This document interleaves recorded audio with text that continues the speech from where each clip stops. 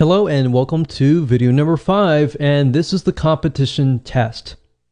So the big misconception is that there's too much competition. Oh no, this is not a good niche to go into. If anything, that is actually far from the truth. Having a good amount of competition means that there is a buying market. Why? Because typically what this means is the competition has paved the way, they have educated the market, and they've placed products out there. If the market doesn't really know what the products are all about, your competition actually has to educate the market before people actually will buy them. So basically, instead of having to educate the market, you simply come in, provide lots and lots of value, and you can move in, you can find out what your competition is doing, what your competition is not doing, therefore is a demand in itself, and actually do it. So let me go ahead and show you how to find competing blogs, spy on them to do the necessary competitive intelligence. So technically you can go to google.com and do a search for blogs in your niche. But a tool that I like to use is called Buzzsumo.com. That's Buzzsumo.com. And the reason why I like this is because this site literally analyzes the content that performs the best within the niche. So this really is going to help shortcut things for you. So if I go here and I type in, let's say for example, lower cholesterol, let's see what we get. Now, one thing to note is that Buzzsumo, it is a paid tool, but it will allow you to do some free searches as well. So if you want to pay for it later, that's fine if you get really serious. But for now, as starting out, you don't really need to pay for it.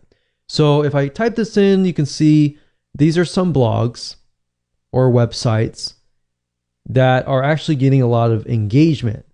And what you're trying to figure out is what are they doing to get that kind of engagement?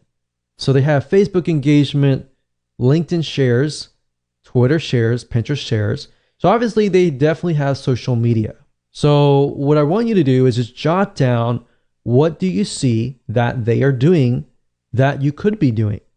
So let's just take a quick look at these sites and see what they're all about. And by doing so here, this is a good way to figure out topics as well, which we'll talk about later on. But let's just take a look at the sites and see what they are doing.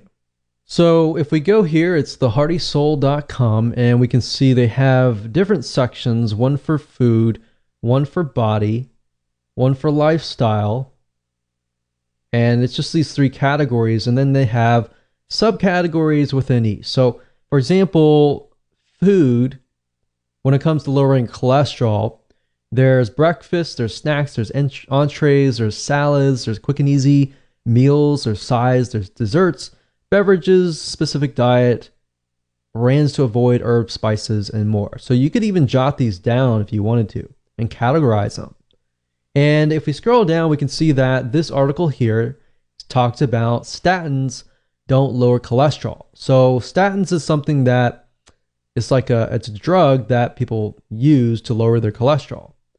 But it's saying in this study that it increases cancer and memory loss risk. So obviously this is a very controversial type article, and that's what they're doing to get all these likes and shares and more. Now, if we go to the other blogs and just take a look at how their site is laid out. So they have a topics.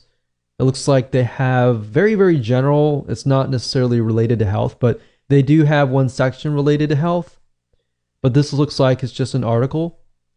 But you can see the length of the article is actually quite long. It's a good, decent size article, maybe about 700.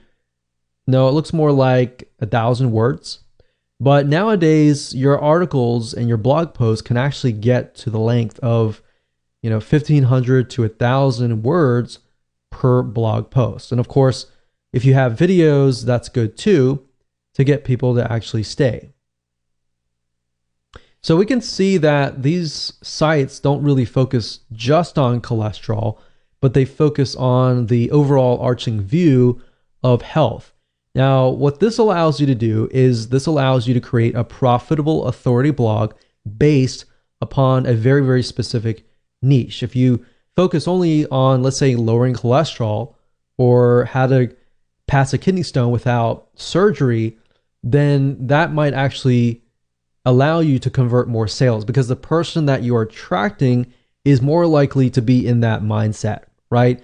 So, for example, if somebody comes to this blog, they might be interested in lowering their cholesterol, of course, because of lifestyle, but they might be coming here because they're interested in relationships. So it's not really targeted. So that, I think, is something that could be improved and something that you could even do yourself. So that's what I would do. I would go to these sites, jot down at least 10 or so things that they could improve and that you could follow, that they are doing that is working for them. And you can compare different blogs to make sure that all of these blogs are doing the same thing. If they're all doing the same thing and they're doing really well in that area, it might be something that you can actually mimic.